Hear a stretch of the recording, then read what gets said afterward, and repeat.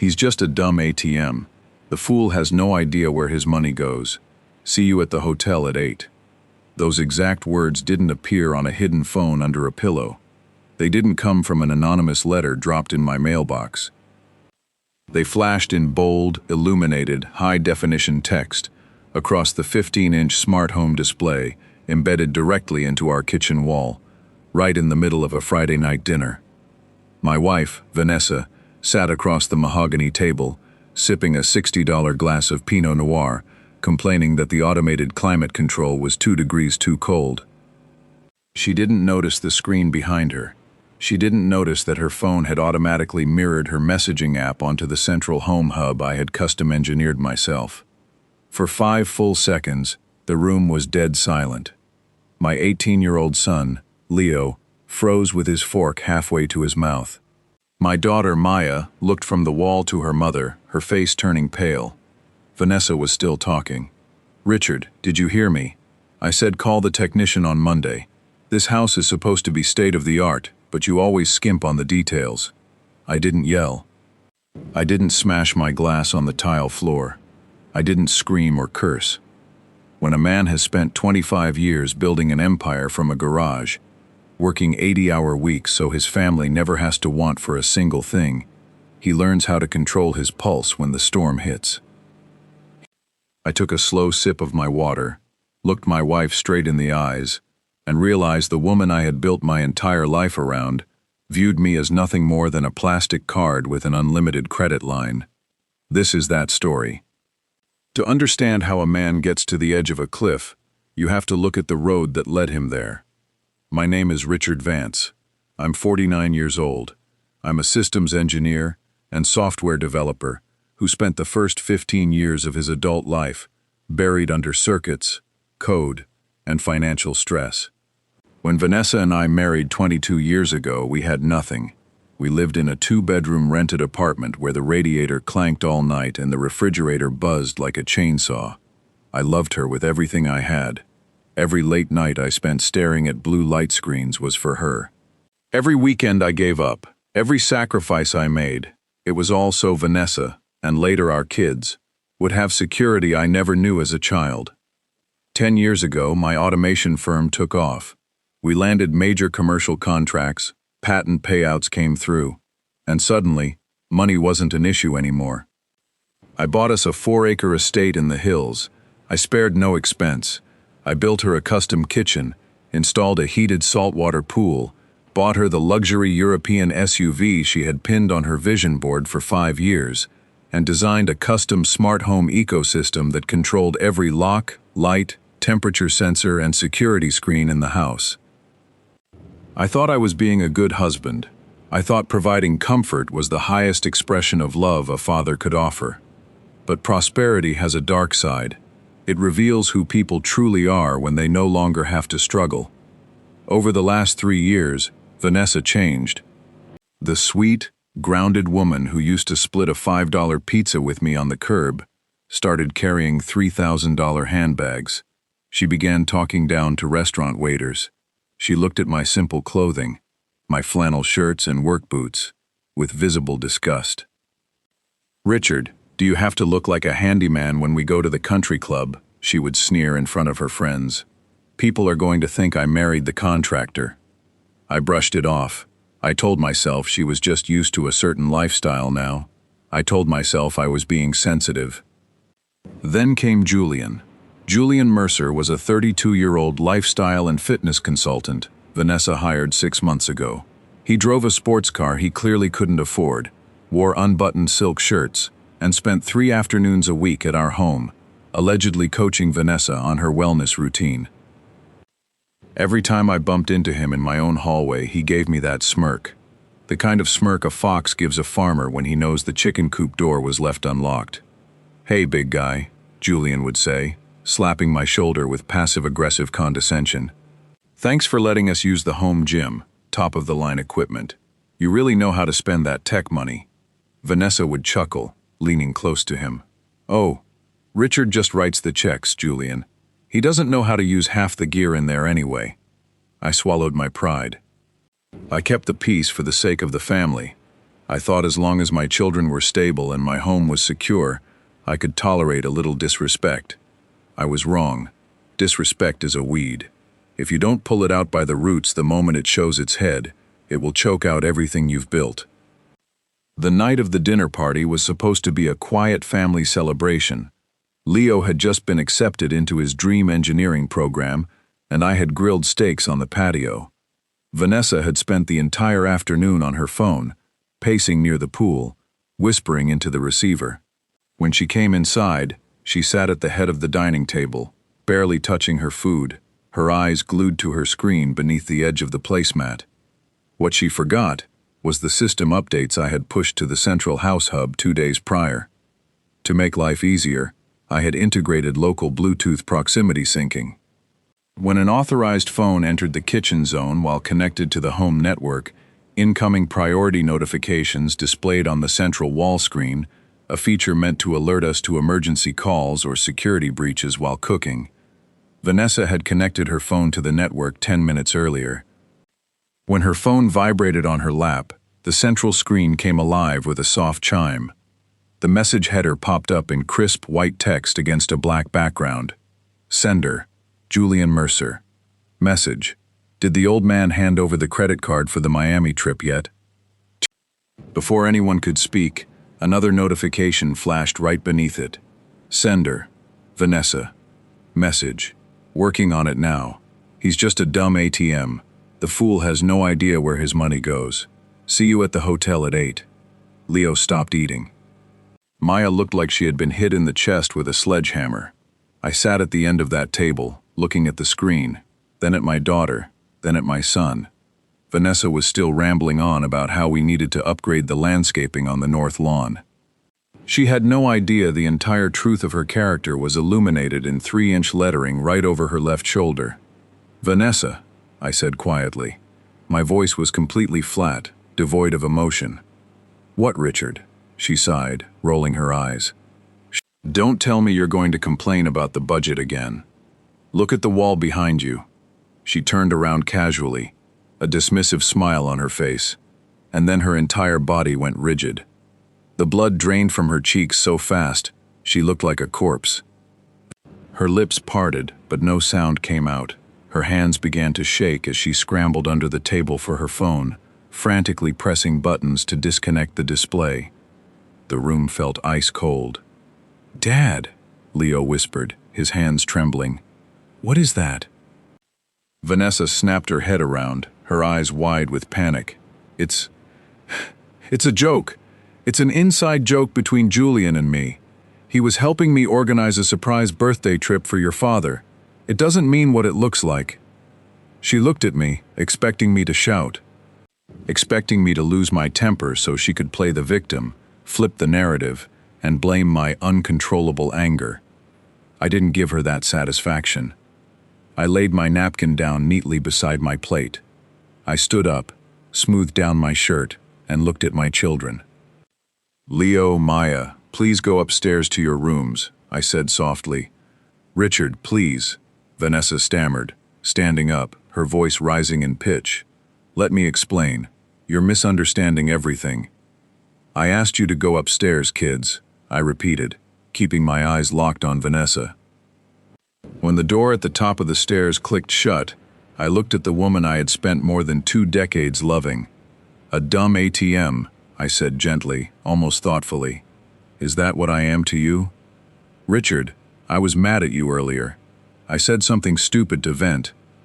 Julian is just a friend who listens to me when you're busy with work." I pulled my vehicle keys out of my pocket. "I'm going to a hotel tonight, Vanessa," I said calmly. "Don't follow me. Don't call me. We will talk when I am ready." "You're walking out over a text message," she screeched, her voice cracking with entitlement. "After everything I've given to this family." I didn't answer. I walked out to my truck, pulled out of the driveway, and felt something settle inside my chest. It wasn't sadness. It wasn't despair. It was absolute, crystal clear clarity. I didn't go to a hotel. I drove straight to my office downtown, locked the floor, and sat at my master terminal. If a man discovers a breach in his system, he doesn't just patch the leak. He audits the entire mainframe to see how deep the damage goes. For 6 straight hours while the city slept, I ran full forensic audits on every financial account, smart lock record, security feed backup, and joint credit line under our names. What I found was far worse than a simple text message betrayal. Vanessa hadn't just been cheating on me emotionally. She had been systematically draining our life savings for over 14 months. Using a secondary credit line linked to my primary business account, one I rarely monitored personally because it was set up for home maintenance expenses, she had transferred over $240,000 into a private offshore account in her name. She had leased a brand new $70,000 luxury sports coupe for Julian, masking the payments under consulting retainer fees paid through my firm's marketing allocation. She had purchased high-end watches, designer clothing, and paid for luxury weekend getaways to Cabo, Miami, and Aspen, all charged to accounts I paid off automatically every month through my central treasury system. And the final dagger? In her cloud backup emails, which were linked to the home network server, I found drafted legal documents from a high-priced divorce attorney she had hired 2 months ago.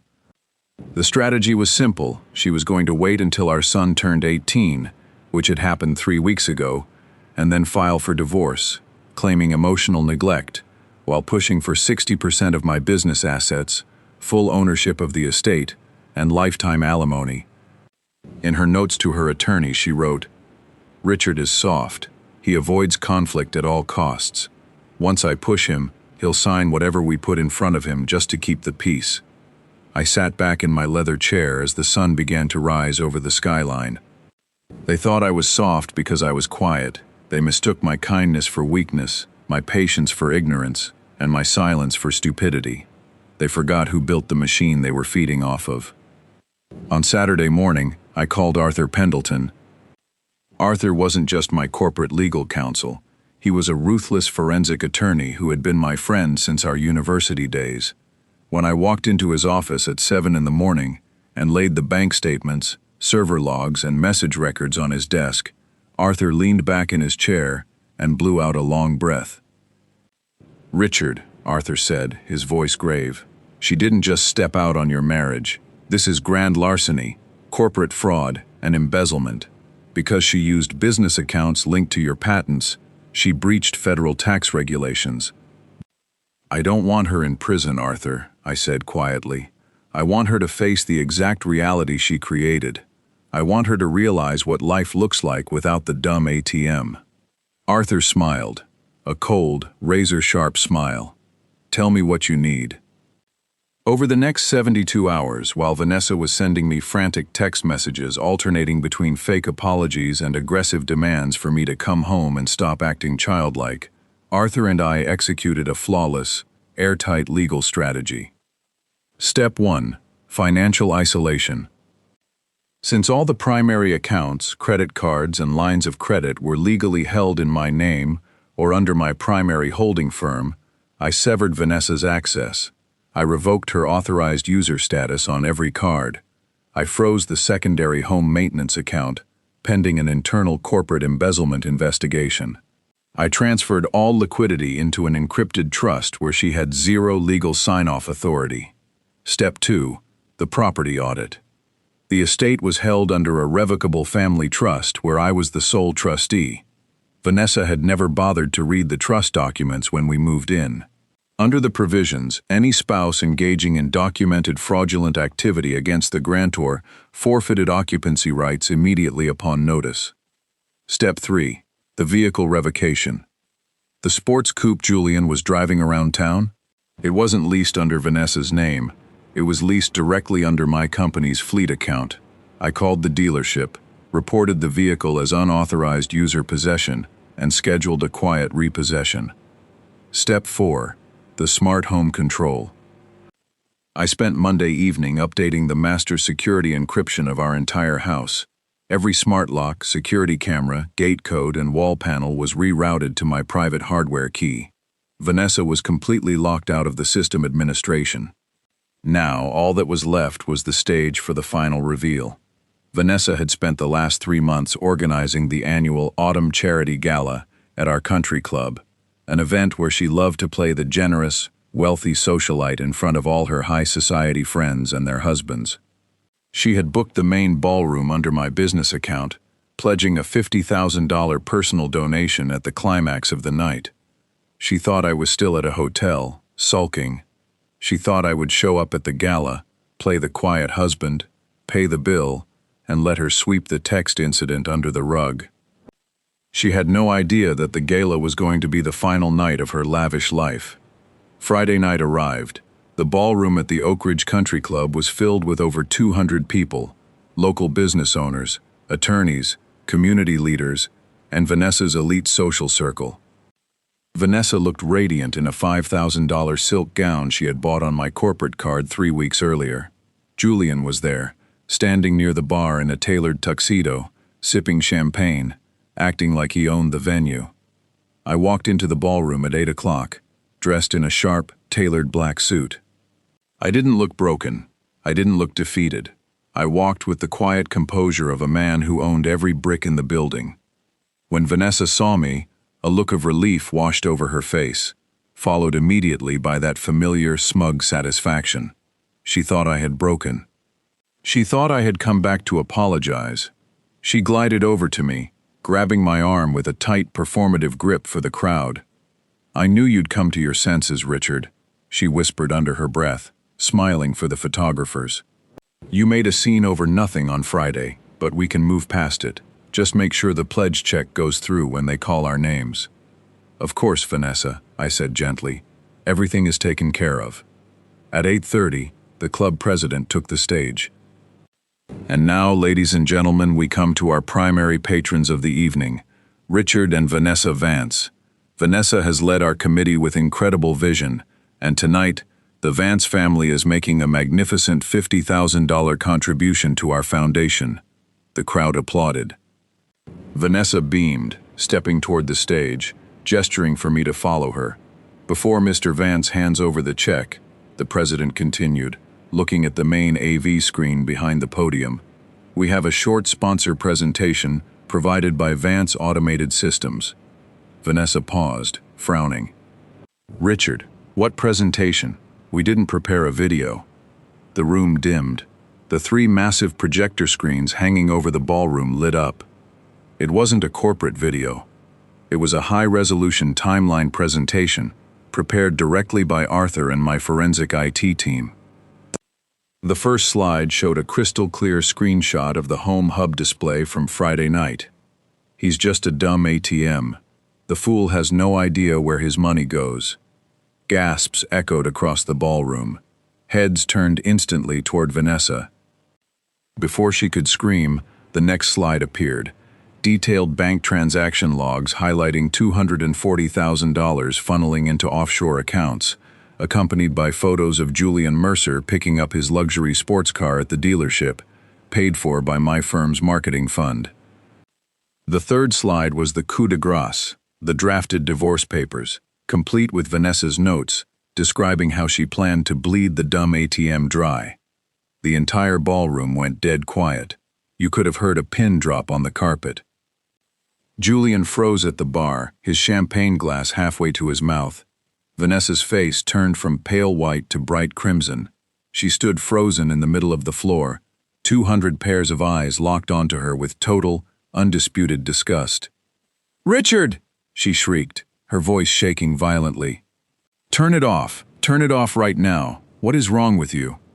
I walked up to the podium, took the microphone from the stunned club president, and looked out at the audience.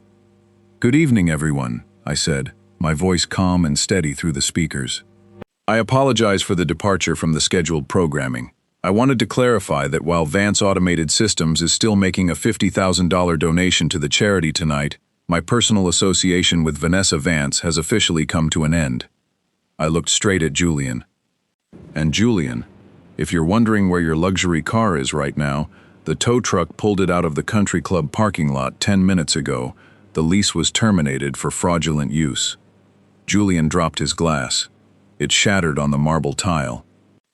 Vanessa ran toward me, her eyes manic, her hands clawing at my jacket. "You ruined me. You humiliated me in front of everyone." You humiliated yourself, Vanessa, I said softly, stepping back so she couldn't touch me. You mistook my generosity for stupidity. You thought I was an ATM, but you forgot that ATMs can be shut down. That night was the beginning of the end for Vanessa's illusion. When she tried to drive home in her European SUV, she found the digital ignition key revoked through my mobile app. She had to take a taxi back to the estate in her $5,000 dress. When she arrived at the front gates, the code didn't work. The smart lock screen displayed a simple message: access revoked. Contact Arthur Pendleton, ESQ. Her credit cards were declined when she tried to book a hotel room. She ended up staying on her sister's couch in a small 2-bedroom flat across town, the same sister she had spent years looking down on. 2 weeks later, the divorce proceedings began. Because Arthur had incontrovertible evidence of financial fraud, embezzlement, and intentional marital asset dissipation, the prenuptial agreement was enforced to the absolute letter of the law. Vanessa received 0 alimony. She received 0 shares of my business. She was forced to surrender the offshore funds to cover the legal costs and back taxes incurred by her illegal transfers. Julian fled the state 48 hours after the gala, when my legal team served him with a civil lawsuit for corporate asset conversion and fraud. Without my money backing him, he was nothing more than a broke con man running from debt collectors. My kids, Leo and Maya, stood by my side throughout the entire process. They were hurt by their mother's betrayal, but they respected the dignity with which I handled the situation. I paid for Leo's complete university tuition up front, set up a secure investment trust for Maya, and brought them both onto the advisory board of my firm. As for me, I sold the large, empty estate that had brought so much greed into my life. I moved into a beautiful, quiet timber frame house near the lake. I spend my mornings drinking black coffee on the porch, listening to the birds, and working on engineering projects that actually bring me joy. I learned a valuable lesson through all of this. A man should always give his best to his family. He should work hard, provide comfort, and protect the people he loves. But he must never allow his kindness to become an invitation for disrespect. When people view you as an utility instead of a human being, it's not time to argue. It's not time to fight. It's time to close the account. If you believe that fathers and husbands deserve respect, integrity, and honor, not betrayal and humiliation, show your support by hitting that like button right now. What would you have done if you saw that text message on your wall display? Would you have confronted her immediately, or would you have played the quiet long game like I did? Drop your thoughts in the comments below. I read every single one. Be sure to subscribe to Dad's Mighty Revenge and hit the notification bell so you never miss another story of quiet strength, self-respect, and absolute justice. Until next time, keep your head high, stand firm in your dignity, and never let anyone turn your hard work into their playground. Take care.